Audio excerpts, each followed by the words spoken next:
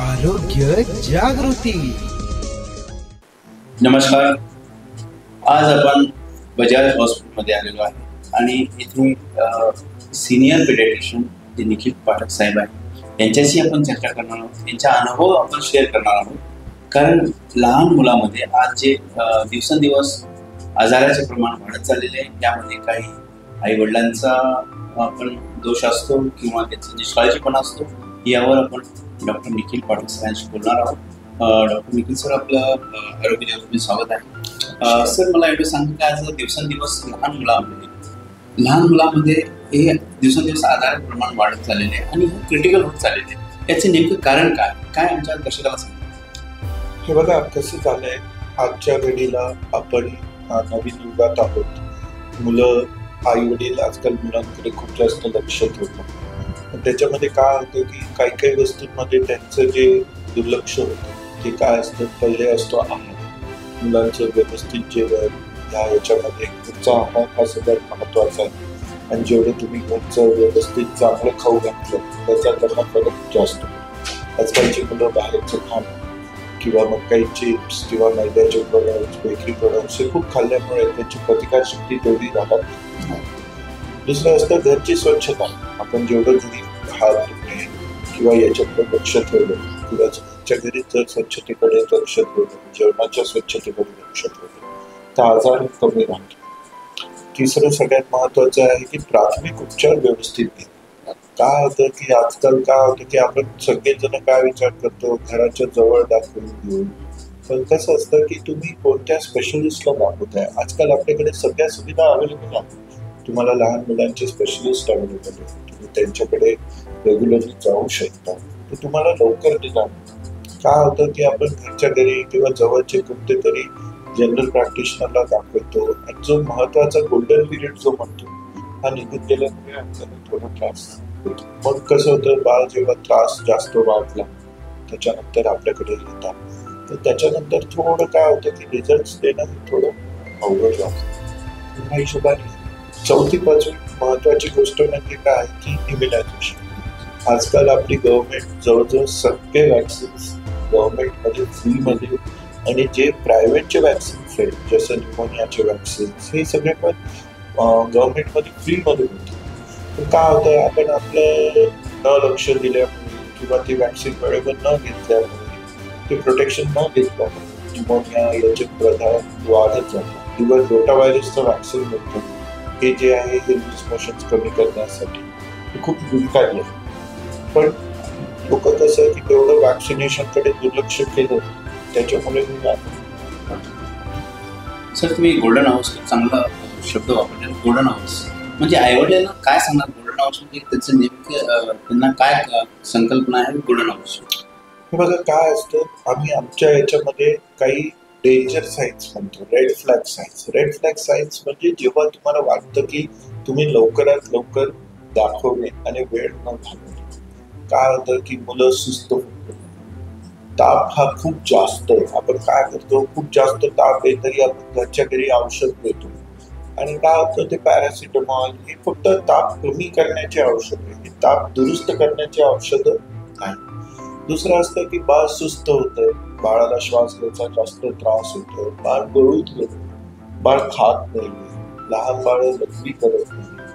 हे सगळे danger signs असतात. हे आई वडिलांनी लवकर बघून त्याच्यावर जर लवकर आले तर बिफोर ते क्रिटिकल होण्याच्या आधी किंवा सिरियस होण्याआधी आपण त्यांना ट्रीट करू शकतो. आणि त्याच्याने काय होतं की तेव्हा जर आपण ट्रीटमेंट केली तर जास्त औषधं पण लागत नाही, मुलांची तब्येत जास्त खालवत पण नाही. त्यामुळे हा गोल्डन आवर पिरियड जो आहे तो आपण त्या हिशोबाने करतो. सर, आता जसं मुलामध्ये जसं खानपान तुम्ही सांगितलं, आहार खूप चांगलं म्हणजे आई वडिलांना लक्ष ठेवलं पाहिजे. परंतु आज जे वातावरण जे चेंज होत आहे यामुळे जसं आता याची चिप्स वगैरे खाल्ल्यामुळे तर होतच आहे, पण घरामध्ये पण प्रिकॉशन घ्यायला आपण आवश्यक आहे. तर आई वडिलांनी नेमकं लहान मुलांमध्ये सिम्पटम्स काय दिसते? बघा, आता कसं असतं, आहार हा सगळ्यात महत्वाचा. मुलं काय करतात, तुमचे काही मुलं फक्त दुधावर असतात, एकदम लहान मुलं फक्त दुधावर असतात. त्यांना वरण, पोळी, भात, वरण हे खूप उशिरा सुरू होतं. तर ते तुमच्या डॉक्टरांकडनं तुम्ही जाणून घेणं की वयाच्या हिशोबाने तुम्हाला काय काय खाऊ घालायला पाहिजे.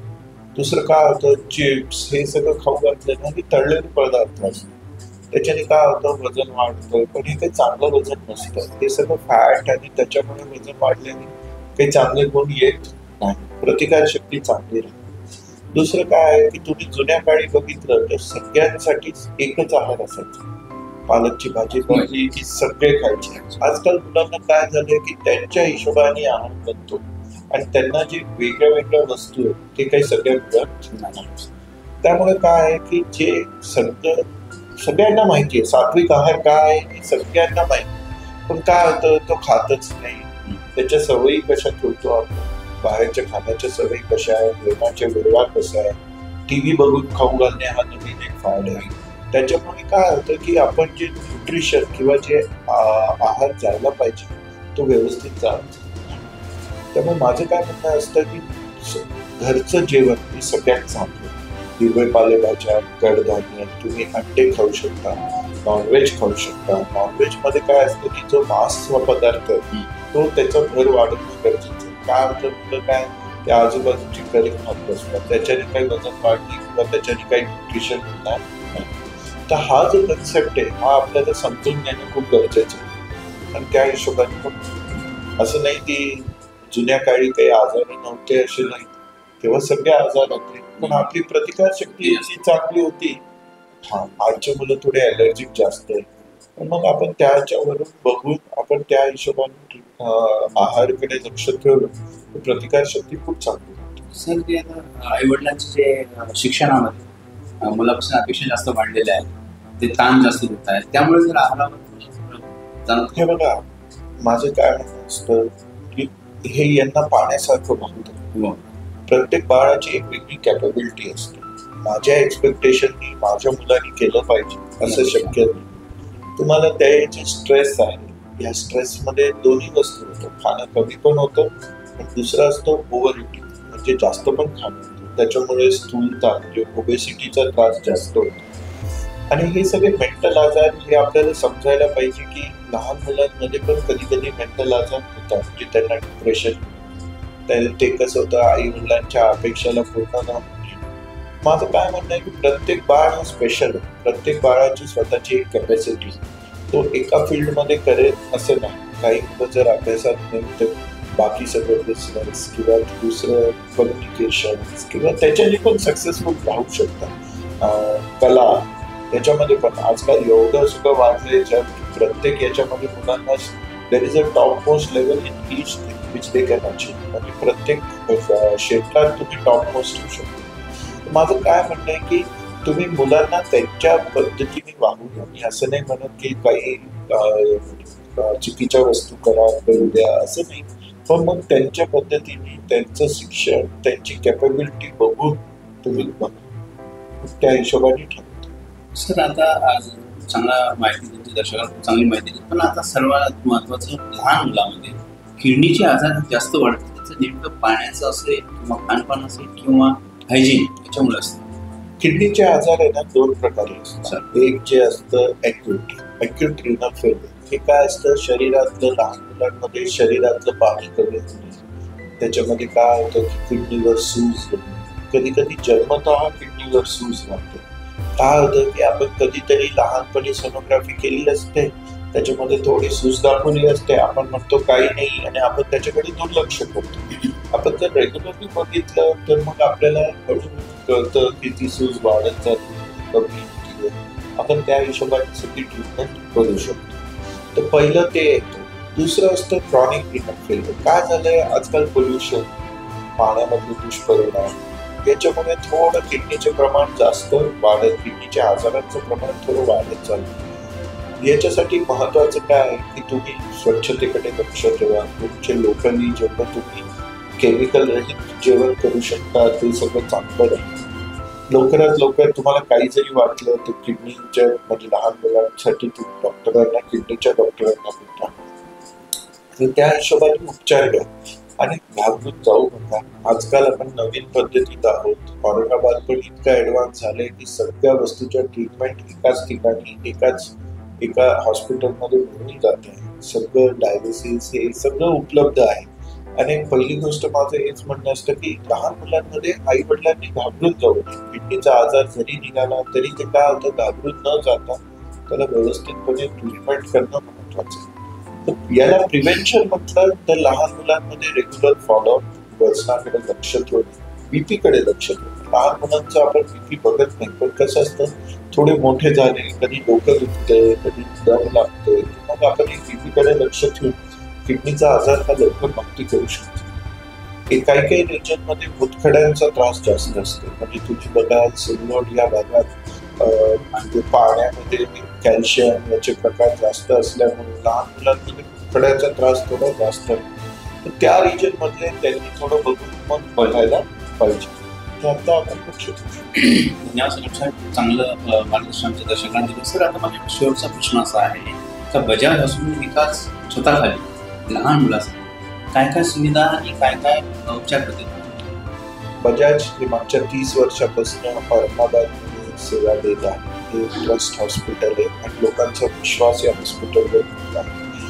मागच्या 5 वर्षापासून आम्ही इथलं पूर्णपणे पिडियाट्रिक डिपार्टमेंट चालवतो.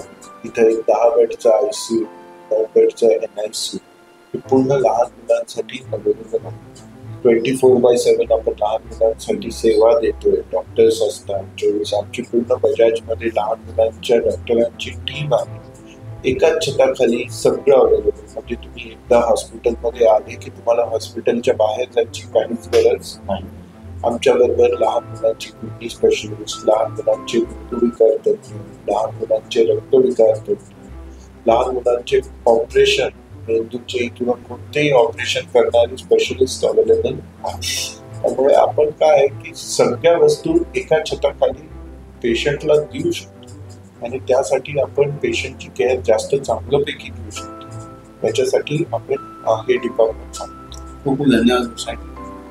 आपण खूप चांगलं आमच्या दर्शकांना मार्गदर्शन केलं.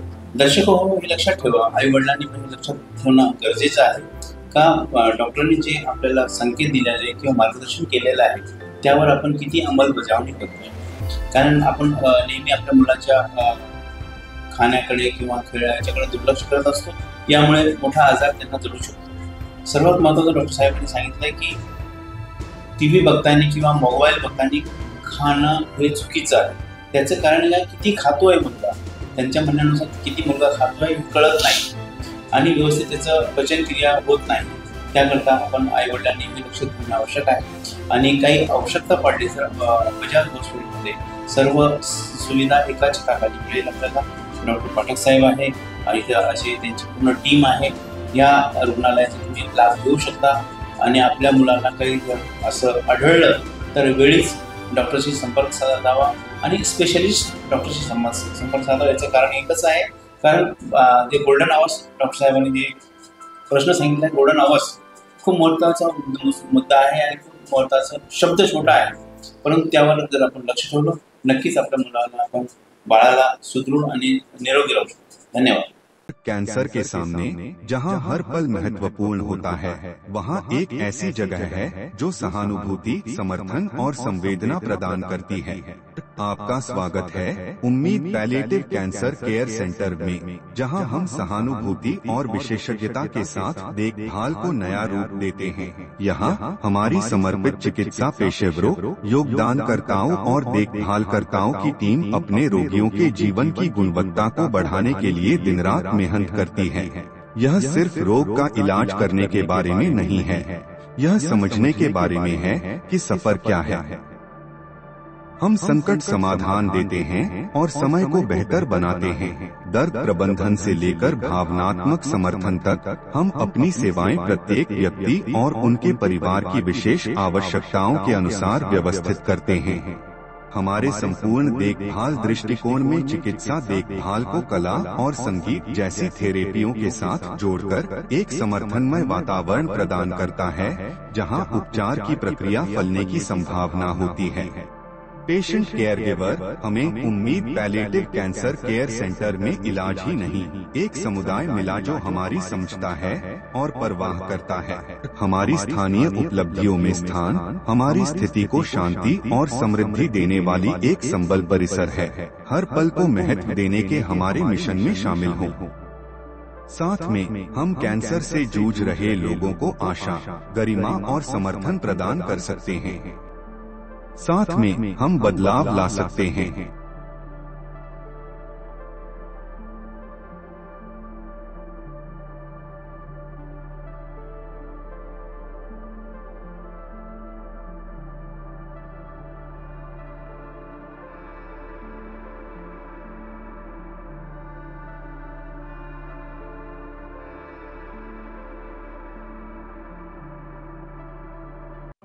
आरोग्य जागृती हेल्थ कार्ड योजना।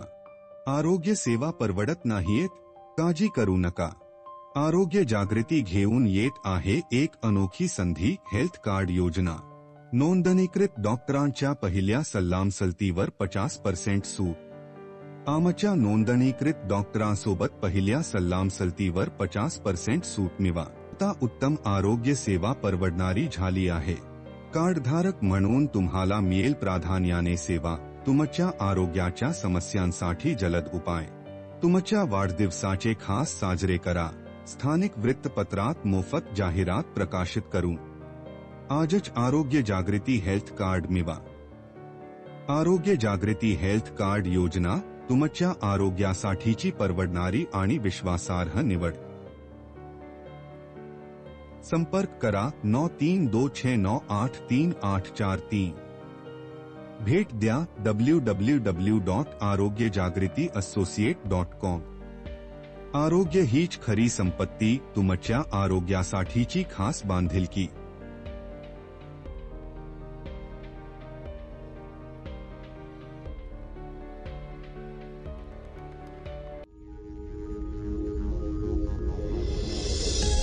आरोग्य जागृती।